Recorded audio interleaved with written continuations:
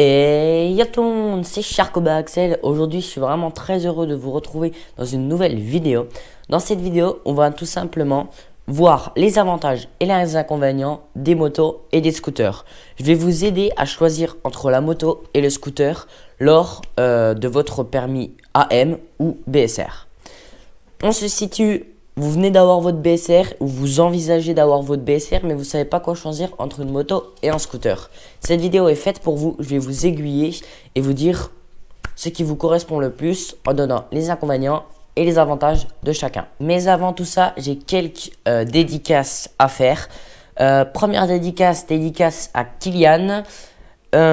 Ensuite, dédicace à Lucas qui a une chaîne YouTube Super Mode de Street. Si vous voulez aller voir, n'hésitez pas. Dédicace à Théo qui a un Insta qui est TH-MA4. Dédicace à Timéo qui a un compte Instagram qui s'appelle Mastime. Et dédicace à Mekrapovic qui a une chaîne YouTube. Voilà. Donc c'était la petite promo, le petit instant dédicace. Donc je pense qu'à chaque vidéo on va faire des dédicaces. Donc les gars, contactez-moi sur Insta ou sur YouTube. Et peut-être que si votre message est assez sympa, si vous avez un bon projet, si je vois que vous suivez les vidéos, eh ben je vous ferai une petite dédicace dans chacune de mes vidéos. Donc sur mon portable, j'ai noté un petit peu tous les avantages et inconvénients de chacun. Ah, tiens, un invité surprise, les gars, je vais vous le montrer. Le petit Bounty. Voilà, donc c'est mon lapin, pour ceux qui ne le connaissent pas. Bref, ça servait à rien. L'intervention était nulle. Voilà, Bounty. Donc, alors, on va commencer par les scouts. Le scoot, pardon. Alors, le scoot, ses avantages sont la facilité de conduite. Et oui, un scooter, c'est facile à conduire. Voilà, t'es là, t'as accélération, frein arrière, frein avant. Le truc, c'est un vélo avec un peu plus lourd et un moteur. C'est exactement ça. Pas de vitesse, donc comme ça, vous vous cassez pas la tête. C'est ultra simple. Ensuite, le stationnement. Et oui, un scoot, c'est facile de stationnement. Vous allez me dire une moto aussi, mais un scoot, voilà. Tu as plus confiance en stationnant ton scoot que ta moto parce que les béquilles des 50cc, tu pousses la moto, ça tombe. Alors que le scooter, il faut vraiment y aller pour débéquiller le scoot, tout simplement. Ensuite, on a les économies à la pompe à essence. Et oui, c'est bien connu, le scoot consomme beaucoup moins et l'essence revient moins cher quand on a un scoot qu'une moto. Ben oui. Ensuite, on a l'assurance. Une assurance est beaucoup moins onéreuse, donc c'est-à-dire chère, en scooter qu'en moto. Pour la simple et bonne raison qu'un scooter, c'est plus facile. Du coup, c'est plus adapté aux jeunes de 14 ans. C'est ce que veulent nous faire croire le gouvernement, etc. Donc, voilà. Pour ça que l'assurance est moins chère en scoot. Ensuite, un scooter, il a les prix généralement moins élevés qu'une moto. C'est logique, c'est moins performant et c'est moins comment ouais, ça a moins de potentiel qu'une moto. Voilà, donc c'est normal que le scoot soit moins cher. Donc en résumé, le scoot a plusieurs avantages. Plusieurs avantages niveau prix, niveau facilité et niveau accessibilité au niveau du scoot, tout simplement. Ensuite, on va passer aux inconvénients du scoot. Alors, le scoot a un inconvénient énorme, c'est sa tenue de route. Ayant testé une moto et un scoot, donc un scoot au BSR et une moto que j'ai, la Sherco, c'est la Terre et la Lune. Hein, c'est deux mondes totalement opposés. Le scoot, franchement, la pluie, c'est une horreur. C'est une horreur. Tu as beau aller n'importe où, le scoot, la pluie, faut éviter. Ça fait aquaplaning direct. Tu vas dans une flaque, le truc, la roue, c'est vraiment tenue de route éclatée. Les virages, tu peux pas pencher. C'est vraiment pas terrible pour apprendre les trajectoires, etc. Donc une mauvaise tenue de route. Ensuite, un autre bémol du scoot, c'est l'esthétique. Vous allez me dire, ouais, mais il y a des très beaux scouts. Je confirme, je suis totalement d'accord avec vous. Il y a des très beaux scouts. Mais en général, si tu prends un Peugeot Booster et une Beta 2020 ou 2021, voilà. Bon, je pense que 90%, s'ils ont le choix, ils prennent la Beta. Vous voyez, niveau esthétique, c'est bien plus beau une moto qu'un scooter en général. Je dis pas, il y a des scouts qui sont ultra bien faits, ultra beaux, ultra bien travaillés, tu vois. Super bien travaillés, qui sont super beaux et avec des bonnes finitions. Mais en général, un scoot est beaucoup moins beau et ça donne moins envie qu'une moto. Ensuite, le freinage. Un scooter, faut savoir que ça freine beaucoup moins qu'une moto. Ça, c'est sûr et certain. La moto, surtout la Sherco là, ou les Beta ou ce que vous voulez, avec les fourches inversées, tu freines, bon, ça freine vraiment bien. Les suspensions sont là. Tu es accompagné, tu te sens plus en sécurité qu'avec un scoot où tu freines, tu sais pas si ça va freiner ou pas, quoi. Le freinage est beaucoup moins efficace avec un scoot qu'une moto. Ensuite, c'est le manque de stabilité. Voilà. Le manque de stabilité au-dessus de 50. C'est-à-dire qu'un scoot, une fois qu'il dépasse les 50 km/h, un scoot, c'est vraiment fait pour rester bridé. Contrairement à une moto, en fait, une 50cc, vos motos que vous avez, si vous avez des motos, vos concessionnaires, ils vont conseiller de la débrider parce qu'une moto, ça n'a pas à être débridé. Ça n'a pas à être bridé, il faut que ce soit débridé. C'est contraire à la loi, c'est contradictoire, je sais, c'est un petit peu confus. Mais si vous avez une moto, il faut la débrider. Alors qu'un scoot, c'est fait pour être bridé. Le châssis du scoot est pas fait pour dépasser les 50. Donc si vous dépassez les 50, ça peut guidonner, ça tient pas trop la route. Vous pouvez perdre des vis parce qu'un scoot, c'est pas fait pour être débridé et pas fait pour être trafiqué. Contrairement à une moto qui, elle, tient plus le débridage, le quittage, un peu tout ça. Donc voilà, un manque de stabilité. Donc si vous voulez garder votre scoot origine, il n'y aura pas de souci. Par contre, si vous commencez à mettre des kits, des pots et que vous débridez votre scoot, là vous allez sentir qu'au-dessus de 50, il y a vraiment une perte d'adhérence, une perte de stabilité au niveau du scooter. Ensuite, avec un scoot, on a une prise au vent plus importante. C'est-à-dire qu'en scoot, vous savez, il y a la selle et vous avez vos deux genoux dans le petit compartiment. Là, vous savez, dans le petit compartiment. Et là, en fait, le vent arrive comme ça. Et il rentre le vent. Et du coup, en fait, vous avez une prise au vent plus importante en scooter qu'en moto. Voilà. Et aussi, en moto, on est plus là. Et en scooter, on est là. Vous voyez ? Enfin, je sais pas si vous voyez la différence, mais on a une prise de vent bien plus importante en scoot qu'en moto. Salut toi. On va procéder maintenant à la moto, tout simplement. Donc, on va commencer par les avantages de la moto et après les inconvénients. Avantage de la moto.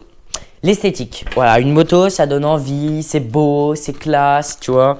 C'est bien connu, quand tu as une moto, c'est plus facile avec les filles. Bon, ça reste à prouver, mais voilà, c'est plus beau, c'est un meilleur esthétique. C'est bien plus beau une moto qu'un scooter, personnellement, et un peu pour tout le monde. Une moto en général est plus belle. Ensuite, une moto, c'est bien plus fun à conduire. Voilà, il y a les vitesses, t'as réellement un jeu, il faut changer. Tu t'ennuies pas, quoi, c'est vraiment fun, c'est rigolo. Et je dis pas que le scoot est pas fun, mais je dis que la moto c'est bien plus fun. Voilà, la trajectoire, tu peux pencher, t'apprends bien mieux en moto qu'en scooter. Ça aussi, ça peut être un autre avantage. Ouais, donc en vrai, la moto en général c'est bien plus fun à conduire. Ensuite, en moto, on a une sensation de vitesse bien plus importante qu'en voiture et qu'en scooter. Ce qui fait que je crois que j'avais déjà vu ça sur un blog moto, que en gros une moto ça avait une sensation de vitesse 1,5 fois supérieure à une voiture.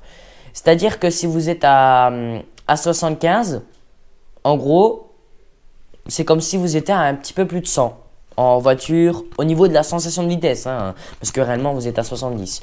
Donc en fait ça a une plus grande sensation de vitesse plus importante. Après, ça doit être dû à certaines lois de physique, hein, certainement. Mais je ne suis pas un expert, donc je ne vais pas m'aventurer là-dedans. Mais voilà.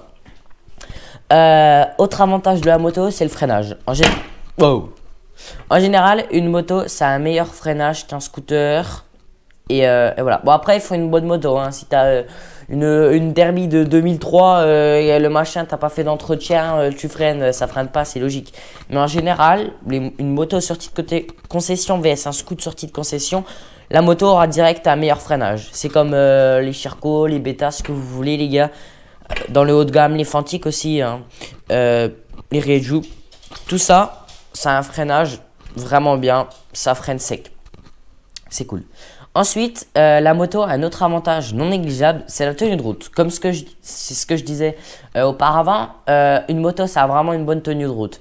C'est-à-dire que si on a les beaux pneus et qu'on sait gérer, il y a vraiment moyen de bien pencher en virage, d'être vraiment à l'aise. Et c'est là qu'on apprend le mieux pour après aller en 125, aller en gros cube et aller en très gros cube, en A, A2. Bref, vous avez compris. En gros, c'est ce qui c'est ce qui nous prépare le plus au gros cube, en fait, les motos. Voilà. Tu seras mieux préparé en moto qu'en scooter. Donc si plus tard tu comptes aller en A2, etc. avec des grosses motos, le mieux c'est de commencer en 50 avec une moto, tu vois. Je te conseille ça. Après, voilà, hein, il y a des grands pilotes qui ont commencé avec des scooters, etc. Mais l'idéal, voilà, c'est la moto. En règle générale. Ensuite, la moto a des technologies plus avancées que sur le scoot. Voilà. C'est-à-dire que le scoot, je crois pas qu'il y ait de pompe à huile, à part sur les gros modèles haut de gamme. Alors que sur les motos, tu prends une Ridge ou une Beta, une Sherco, une Derby, il y a la pompe à huile. Tu vois, dans les derniers modèles, tu n'as pas besoin de faire le mélange. Tu vois, c'est-à-dire que tu mets ton huile moteur d'un côté et l'essence de l'autre. À moins que tu enlèves la pompe à huile. Mais d'origine, tu as une pompe à huile. Ensuite, tu as d'autres technologies plus avancées, comme la température. Je ne sais pas si tu l'as sur le scoot. Il y a des motos 50 qui ont les rapports engagés, alors qu'en scoot, il n'y a pas. Bref, il y a une meilleure technologie et c'est plus avancé qu'un scooter. Et ensuite, le dernier avantage, Kekos. Voilà. Une moto, ça fait plus de bruit qu'un scoot. Origine, tu sors, ça fait plus de bruit.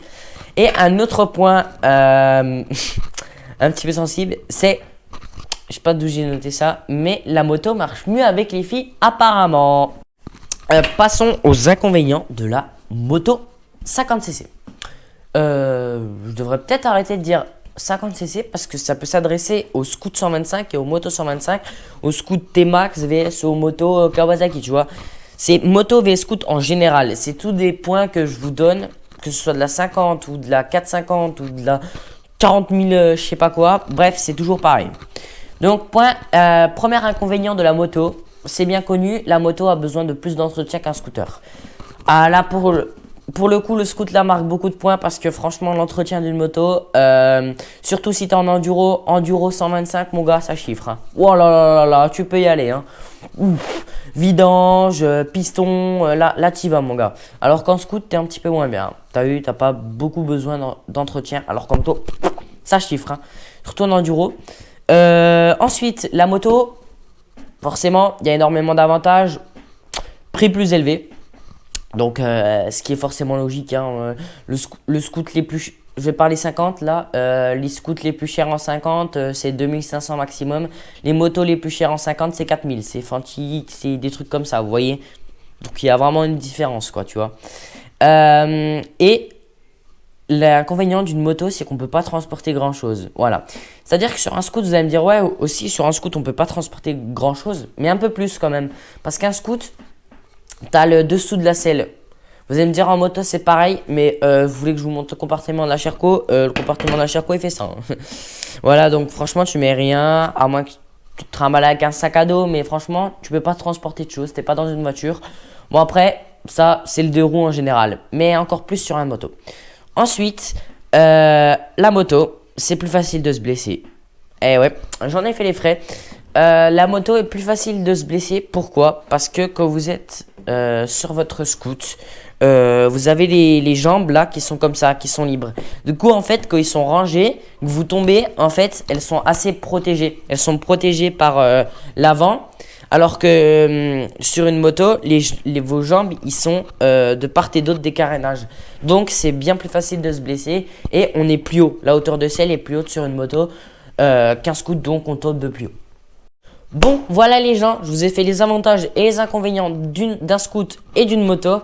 Alors, ce qu'il faut retenir primordialement, c'est que, voilà, j'espère que vous avez choisi un petit peu, vous êtes retrouvés. J'espère que ça vous a aidé un petit peu à choisir si vous voulez un scoot et une moto. Mais en général, si vous avez un bon budget, si vous avez plus de budget et que vous faites un petit peu plus d'1m60, moi je vous conseillerais une moto. Et si vous avez un petit budget et que vous faites moins d'1m60, je vous conseillerais un scooter. Après, c'est que des conseils. Faites ce que vous voulez. Si vous faites 1m55, vous avez un petit budget, que vous voulez une moto, bah foncez. Prenez une moto, une petite moto d'occasion. Vous galérez un peu plus, mais si vous voulez ça, vous voulez, voilà. Si tu fais 1m90 et que tu veux en scoot, ben tu fais ce que tu veux, tu vois. Mais c'est juste les conseils que je vous donne et des petites choses comme ça que je vous donne par-ci par-là qui m'ont été énormément demandées. C'est un abonné qui m'a d'ailleurs demandé de faire cette vidéo. Donc si tu passes par là, GG à toi et salut. Donc voilà, j'espère que je vous ai aiguillé et que je vous ai aidé. Bon voilà, juste avant de se quitter, je voulais juste vous faire une petite parenthèse. La chaîne est vraiment en train de grossir là. On est en train de prendre beaucoup d'abonnés en ce moment. Les abonnés montent assez en flèche. On a pris 70 abonnés en 3 jours en ayant fait une vidéo. Les vidéos sont toutes dans le vert, elles sont toutes bien. Au niveau des statistiques, les gars, je vous en remercie énormément. Bienvenue à tous les nouveaux, bienvenue à tous. Merci d'être autant présents. La chaîne commence à grossir. Mon mail pro est de plus en plus sollicité par des entreprises, par des monteurs, par des vidéastes, par des photographes. Il est de plus en plus sollicité mon mail, les gars. Donc franchement, ça me fait ultra plaisir. Et la chaîne commence vraiment à grossir. Ça commence vraiment à prendre du sérieux. Bon, après, certains diront t'es pourri, t'es qu'à 3400 abonnés.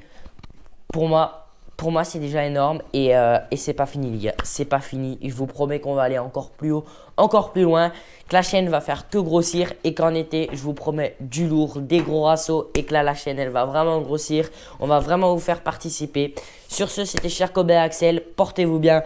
Peace!